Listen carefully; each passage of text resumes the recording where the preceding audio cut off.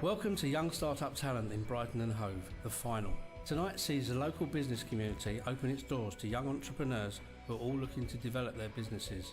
For one entrepreneur, their business will be injected with £50,000 worth of products and services to help make their business a real success. Young Startup Talent has been working in the Brighton and Hove area to inspire, instill and work alongside aspiring entrepreneurs aged between 16 and 25. During 2014, the initiative has made lots of exciting developments, one of which has been working alongside Latest TV, who have been following the finalists and entrants for a 6-part fly-on-the-wall documentary. The documentary will be aired later this year on the new Channel 8. With the strong support of our sponsors, Young Startup Talent have been able to help more entrepreneurs to start up their own business, and the young residents of Brighton and Hove have not disappointed, with the team receiving a huge amount of interest and entries. The best ideas were selected to attend the semi-final to meet with the judges and sponsors on a one-to-one basis for a speed networking event. Held in Brighton at City College, the evening was attended by some sponsors and judges from the local business community, who were breaking down business plans and concepts to understand each business in more detail. Each judge provided feedback to further develop each entrepreneur and gave them ideas and support to take away with them, whatever the outcome. The session created a real buzz between sponsors and supporters of the initiative, who then deliberated late into the evening to discuss each individual in more detail to see who would go through to the final stages and be in with a chance of winning the £50,000 worth of products and services.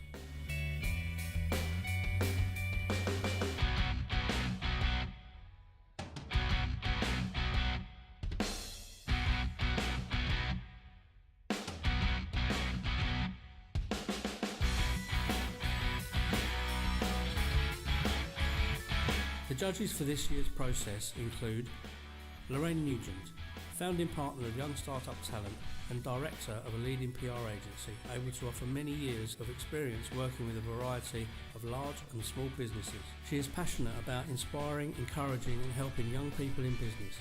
Lorraine Nugent, Media Wordwaves. Partner in Hartley Fowler and advisor to a wide range of business clients of different sizes across a broad spectrum of industry sectors. Dan Simpson, Hartley Fowler. Solicitor and partner at PDT Solicitors. With 14 years experience advising businesses, she specialises in corporate finance matters including acquisitions and mergers. Rebecca Glazebrook, PDT Solicitors. Successful businessman and entrepreneur who has recently worked on leading a major government housing scheme with a monthly turnover in excess of £3 million. He is currently restoring the Engineerium in Hove. Mike Holland, entrepreneur. Managing Director of award-winning design, marketing and print business in the South East, whose work also includes rebrands, marketing material and websites. He is also the co-founding partner of Young Startup Talent. Matt Turner of Creative Pop. Stephen's companies have a combined group turnover of £60 million a year, and he is looking to invest in one of our finalists. Stephen Mason of Mason Consulting. Regional Director of RBS Brighton and Hove, specialising in SME customer space and relationship management. Gary joined the commercial banking sector, looking after businesses in the £2 million to £25 million turnover bracket. Gary Chone, RBS.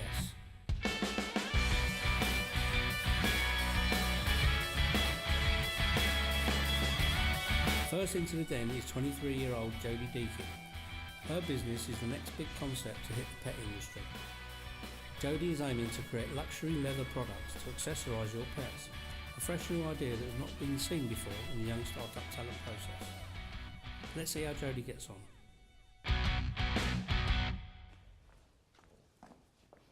Hi, my name's Jody Deakin and my company is Hands and Hides.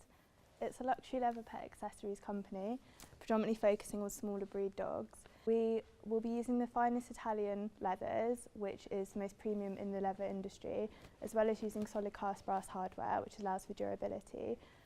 Our product will be coming out of the basic range, which will be mass market pricing. This will allow for customers to build, so we have a personalisation system so they can build with their product and expand with the pricing, and it will allow to have our more luxury products coming in, such as our exotics.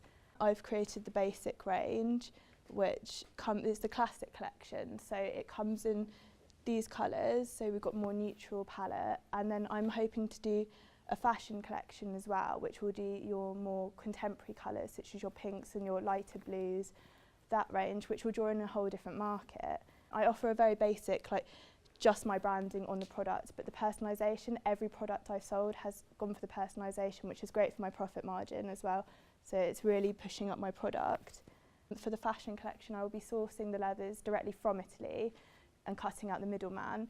And I will be then looking at the more luxury market as well. So I'll be looking at crocodile and python, and that can bring in a whole another market, putting the luxury into my business. I want to work with the product designer to build a collar that will have a microchip in it. So like Find My iPhone, if your dog runs off in the woods, you can track it on your phone. So that will all be built within my app.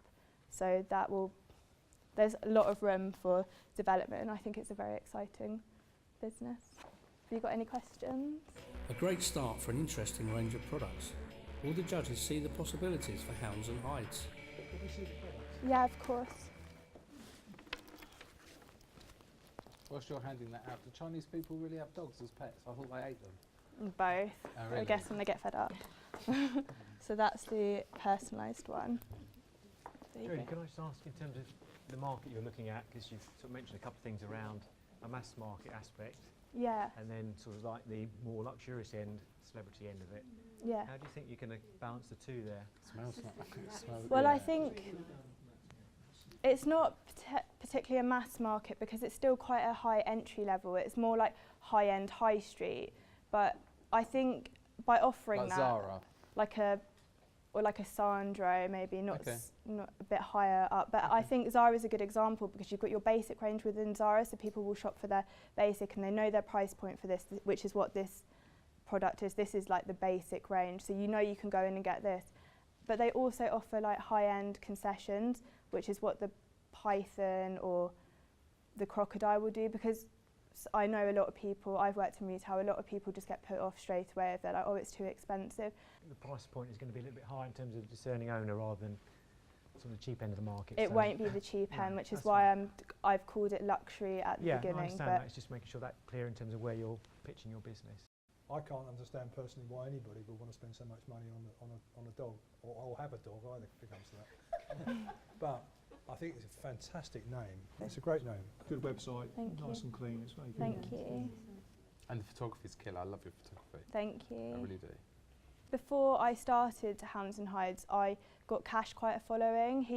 I wanted to get him into the tens and thousands, but he's got 3,500 followers. Your dog has Wow. more followers than you. Yeah. How long ago But did you start I got that Cash following? a long time. I got Cash 7 months ago, and I was building that. So I've been feeding a lot of. That was my whole intention, feeding his followers into mine. So That's people really take clever. clever. Really while. clever. I think it's good, don't get me wrong, but I do think you might need some muscle behind it. And I know maybe my other colleagues don't agree with me, but I would be inclined to go and have a word with Burberry or whoever it might be and get their muscle behind it, and you do the front-end marketing and all this design stuff and have a big manufacturing base that can kick in. I've always been quite a big believer. I'd quite like to have my own leather factory, and I'd be like to employ people. I think people are very, very passionate about having jobs in England, and I would like to employ people, and it makes it a lot more personal again, and my product is a very personal product. Thank you. Thank Jody. you. Okay. Thank you. Thank you. Ben is here to introduce an app that devises scavenger hunts for children in supermarkets, museums and toy shops. His aim is to create an enjoyable shopping experience for both parents and children. But in such a busy industry, will Ben get lost in the competition? Hello, my name is Ben and I've created a Little Scavengers. It's a supermarket app aimed at children between 4 and 8, and it's for the parents to give to their children when they're around the shop. It essentially entertains them and educates them as they're going around the shop to ensure that the parent is not stressed while shopping. Here is the app, so I'll show you so you can see it a bit better. So it's kind of got this user-friendly, sort of easy to click, nice big buttons. So like the question comes up, nice big image for there. Easy, they can't get a question wrong. There's 10 questions and it's sort of ordered in the shop floor layout. So as they're going through this, they just click collect, next one. If they get it wrong, it just says, please try again. So that's how the app works.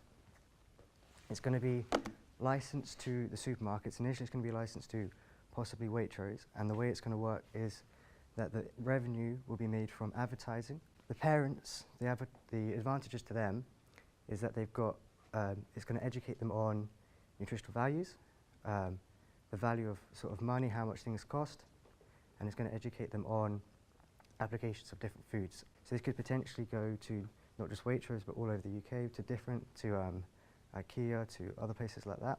And now that's the little scavengers, it's going to be the little scavengers go to the supermarket, the little scavengers go to the museums, the little scavengers go to this, so it can really has quite a bit of scope depending how things go. That's everything at the moment, so I'd like to invite any questions. Ben gets his pitch off to a good start. Let's see what the judges thought.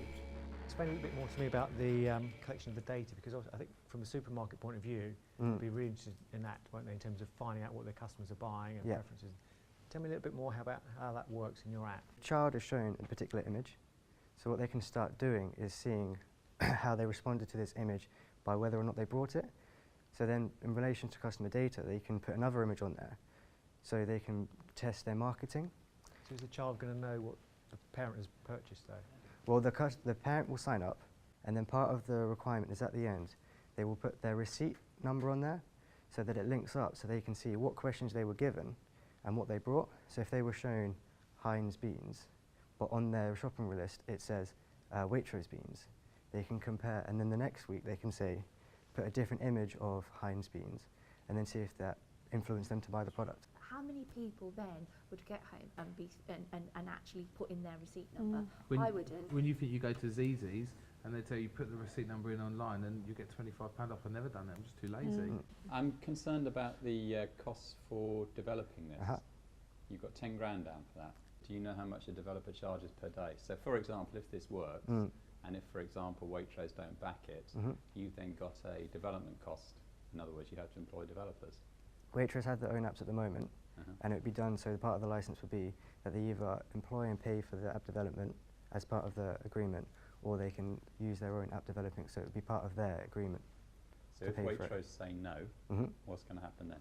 Well, I've got plans. I'm currently getting in contact with Tesco's and Sainsbury's, so there's other markets as well. And when you pitch it to Waitrose, they'll say, no thank you, but love the idea, thanks for coming. And then they pick up the phone and go, come on, code this up for us, here it is. Do you know what I mean? It's just rip it off. Yeah.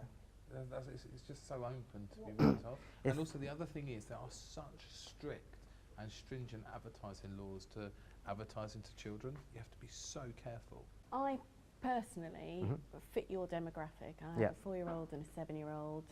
My main aim when I go shopping with my children is to keep them in the trolley near me and to stop them pulling things off the shelf. So I don't think that I would give my phone or my iPad to them, and I wouldn't want them charging around, because that's essentially what you would get, is lots of excited children in a supermarket that could create hazards for other shoppers. But I do think it's a good idea, perhaps in a different context. Do you know what the failure rate is on apps? Something like 90%. 90+%, so 98, 99% fail. I cannot think of a business with a higher failure rate. So that's it, exactly. I would urge you to look at the risks associated with this and the downside. Do not put your own money into the development costs, which I think will cost £50,000 to £100,000 minimum to develop this. Well, look, I think you should keep the ideas coming.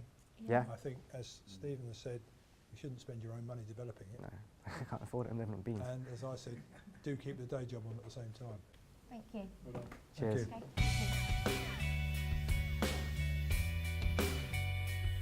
Next to enter the den is 19-year-old university student Joseph Paul. He is presenting the judges with his bespoke prints company. With a personalised feature on each print, he is hoping to bring something modern and unique to the gift market. Let's see if this will raise any interest with the judges. Good evening, ladies and gentlemen. My name is Joseph Paul, and I'm the founder of Joseph Edward. Joseph Edward is a bespoke prints business which specialises in producing unique and personalised typographic and graphic prints, inspired by you, the customer. A Joseph Edward print marks a special occasion, whether it's the arrival of a new baby, a 21st birthday, or a wedding anniversary. My idea for the business started back in early 2013, when my girlfriend's 18th birthday was approaching. I remember wanting to mark the occasion, to somehow capture all of our memories over the previous couple of years and make them look beautiful in something she could always have featured in her room. I found several online personalised print options available. However, I found that they were quite overpriced for their quality, in my opinion, were completely focused on the type without any imagery, and I could tell that each print was designed from an existing template. I decided that I would use my artistic skills and design knowledge to create what would later become my first ever bespoke print, a memories print which is on display here. 2 years on from designing that first memories print, I believe I have the experience, passion and skill to take this business to the next step. I have tested the market over the last year or two, and my current customer demographic is young, design-conscious, trendy women from about 20 to 50 years old who have a high budget for a luxury unique gift. I sincerely believe that this market is large enough to guarantee a regular demand of orders. Within the first 3 months of this year, I aim to find a colleague to work part-time with, designing and packaging the prints. By the end of this year, I aim to have a studio for prints to be designed and packaged, but also to be kitted out with tissue paper, ribbon, stickers and Joseph Edward boxes for packaging. So my end goal for 12 months' time is to be able to confidently apply to Not on the High Street and possibly other online high-end marketplaces to sell and advertise my prints. This will then take me into the second year with a larger number of projected orders and therefore a higher turnover. My estimated turnover for this year is £19,320. My estimated profit for year 2 will hopefully be around £24,000 and for year 3 is approximated to be around £60,000. My vision for this company in 5 years' time is to be a well-established, on-trend, go-to, upmarket company for customers to purchase luxury, unique gifts to celebrate important and special occasions. Thank you for listening to my pitch. I will now take any questions you may have. It's a confident and assertive start from the young entrepreneur. How much time does it take to make each there? Okay, so a seasonal print, such as this one, takes about half an hour to an hour, and I offer it in 12 different colours, so they're quite quick to make. However, the graphic prints, such as this example and this example here, take about 5 hours to produce. That's because they're made completely from scratch. I didn't want to create an existing template because then there seems to be a lack of quality and uniqueness in that. The thing I wanted from the start was to be able to say, look, I'll take every print from scratch each time. So they take about 5 hours. You are the artist, you are Joseph Edwards, just like Damien Hirst. And the thing with that is that, unfortunately, we can't replicate you. My fear is the scalability of you. That's my biggest fear. I think all of this kind of stuff could be templated. There is almost a set sort of standard, so I know that every print will focus with the title in a box at the start, and I'll normally start by focusing on the most important things. But I understand completely what you're saying, that there is an issue with the amount of time it takes to how much it's going to be sold. The Guess How Much I Love You, I mean, that is a direct copy of a book. These are all, the Guess How Much I Love You I haven't sold of. This was just an example to produce, and I'm aware that there may be some legal issues with Pizza Express, but that's why I'm kind of coming here. I mean, I know what I know, but I don't know it all, and you guys are business professionals in your own fields, and I'm sure you are brilliant with law things and stuff. Good answer. Very good answer. Law things. You carry on, carry on. Matt, you're brilliant. Thank you very much. But yeah, I am aware that there are maybe some legal issues, and I'm more than happy if I did win this competition to sit down and work those through, because they're things that I need to learn myself. I think you've done a great pitch. Your business plan is put together really well, and I'm really pleased that you did a competitor analysis as well. Thank you. It's really good, so thank you. Thank you very much. Thank you. Bye. Thank you guys for listening and for your feedback. It's all brilliant. I'll take it into consideration. Well done, Joseph. Well done. Next to face the den is 25-year-old entrepreneur Josh Avis. Josh is hoping to take his craftsmanship up to the next level by producing a bespoke range of furniture made up from recycled and reclaimed pallets. He plans to tailor each order to fit the customer's requirements. Will the judges think Josh has what it takes to build up his own business as well as his furniture? Hello everybody, my name's Josh Avis. My company's name is Palatable Furniture. The idea behind Palatable Furniture is to create bespoke and signature pieces of furniture using recycled and reclaimed pallets. I plan to offer a signature range, which will be a complete design set from garden furniture, so seating areas, garden benches, garden tables and the like, and then to go interior, coffee tables, bay window seating areas with storage, but all designed to one signature range pretty much. I then plan to go into like bespoke furniture, offering a range of finishes, which will be, if I just bring these over, this is an unfinished piece of pallet. Everything is from the same pallet, but you've got unfinished, oiled and waxed. So that's basically where it becomes like a tailored piece of furniture. At the moment in the market there are companies out there offering reclaimed furniture, but nobody's doing solely pallets. There's something like 450,000 pallets are returned to companies every year that then just get disposed of. Why not bring them back into the construction industry or joinery industry and make furniture from them when they're completely useful? You can use everything from the wood to the nails. Nothing can get wasted, or nothing should be wasted, which is what I'm trying to achieve with palatable furniture. It's a nervous start from Josh. Can he rein it back? Is there nobody else making stuff from pallets? There are companies that I've seen in America making stuff from pallets. It's quite big in America, but not really in England. I think what Mike's saying, which is the thing that perplexes me, is this is not rocket science, this is not new. You're looking at a very competitive business where the pallet is the back end, the arse end, whatever you want to call it, of the process. Now, whether it be burnt or put in landfill, there's a reason for it being put in landfill.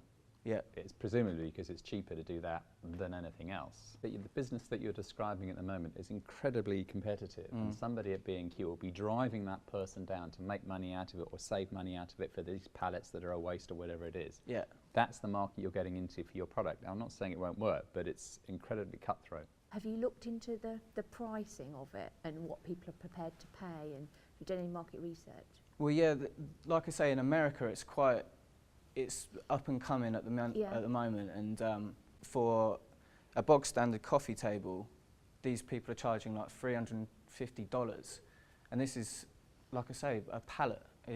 And how much time would it take for you to make, say, such an item as a coffee table? To create the coffee table, start to finish, to put either an oil or a wax on it, you could do it in less than a day.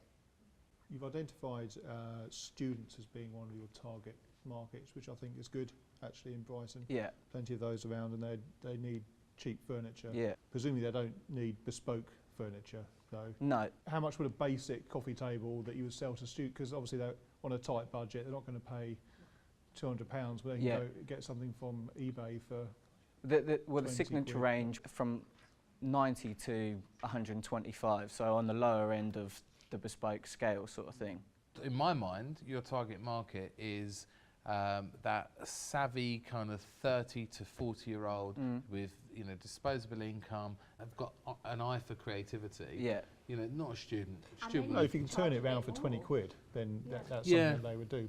If I were you, I would be, before they wise up to the fact that they could be charging you for pallets, I'd get a good old stock of them. Yeah. I want to get rid of mine. Well done. Well done. Good man. Thank you. Cheers.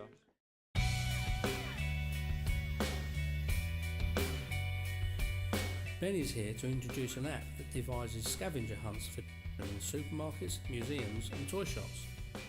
His aim is to create an enjoyable shopping experience for both parents and children. But in such a busy industry, will Ben get lost in the competition?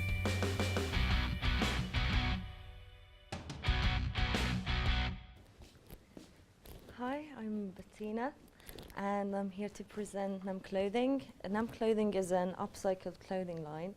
It's working with second-hand materials, which once have been used. Upcycled is a term for recycling when you actually create a new design product which has got more features as it had before. The clothes are very colourful. There are some things which glow in the dark, for example, or they're fluorescent, And also in the future I would like to do more items which are, for example, phone cases or other smaller items which can just work as a marketing material while producing income as well. And these products are all environmentally friendly and ethical. The costs of making the things vary between £1 to £10–15, but the profit is usually more than 50%. I make everything myself, and in the future, if I would be helped by any investments, I would invest into a new range of clothing, which would be British Army uniforms, and it would be a whole collection which I would make, and I would like to present in the future and make it more higher end. I've started making a new range as well. It's a side production, but it's the same design. It's called Life Project, and it's using the bigger band's dead merch. Dead merch is a merchandise which they couldn't sell, T-shirts that they couldn't sell on their tour, and they would actually throw it out and never use it again. So it's a complete waste, and they lose money as well. So what we do is we take this dead merch and we recycle them, I upcycle them, I make a new design out of it and make it a more expensive, limited edition of the merchandise for a bigger fan base as well. Let's see how this creative entrepreneur fares with the judges. How much time do you put into that? Is that is it just you? Is that it is just me. time? With the Live project, I have a person who more like the managing side of it, and she gets the contacts and the bands, and I do the design still. So it is the same thing, really. Let's say there are T-shirts that I don't need to work more than 25 minutes on. Those T-shirts sell for between 15 and 20 pounds. And what are you buying them in for? I buy them in for about between £1 and £5, and then it becomes 15 to 20 pounds. And then if it was more expensive for me, it was harder to get it. It was more time to make it, or the materials I've used was more expensive, then it goes up. So when was that project with the band? That was in November. That was in November. So how did you do in December with Christmas and stuff without that project? What was your turnover like in December was £950. Okay. And that was only based on NEM clothing. What would worry me is your ability to grow a team around you and your ability to push the boundaries, push it out, manufacture it and grow. So I could see you in 18 months, 2 years, doing very well on a couple of stalls in Brighton and earning good money for yourself. But to try and attract a team around you of advisors that you listen to and to try and motivate them to work for you, I think that's going to be your challenge. I love working in a team, but it's a different kind of team when you have an idea and everyone's trying to help your idea. I'm not doing it because I'm a control freak and I can't deal with other people. I would love to work with other people, but it's more of a financial problem at the moment. I think one of the things that I think you would need to look at with a website, and again it comes down to your budgeting, is once you get into online sales, you need to look at what are my contract terms going to be? How am I going to sell these things? What if people don't like the product? How are they going to return it, and that kind of thing? And you will need to include that in your budgeting. All right, well, thank you. Thank you very much. Well done. Thank Well you. done.